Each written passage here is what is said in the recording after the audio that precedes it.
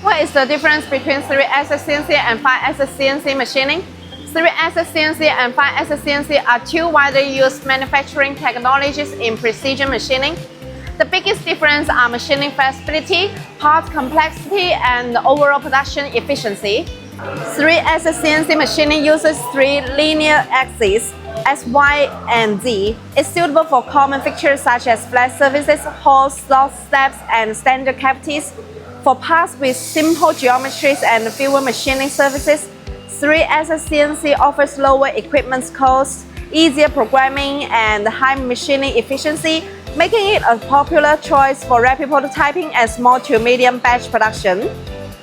5-axis CNC machining adds 2 rotary axes on top of the 3 linear axes, allowing the cutting tool to approach the workpiece from multiple directions.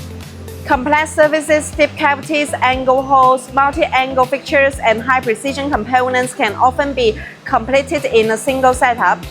This helps reduce positioning errors while improving accuracy, surface finish, and overall machining efficiency.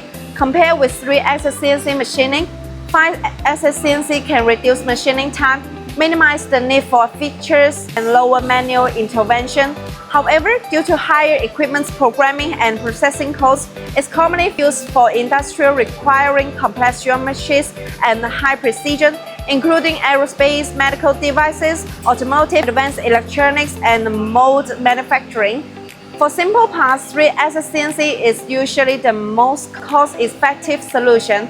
For complex designs, tight tolerances, or parts requiring multi-angle machining in one setup, 5-axis CNC provides better efficiency and more consistent quality. At TiRapid, we provide one-stop CNC precision machining services, supporting prototype developments, custom parts, and production needs. If you have precision machining requirements or drawings for quotation, please feel free to contact us, TiRapid.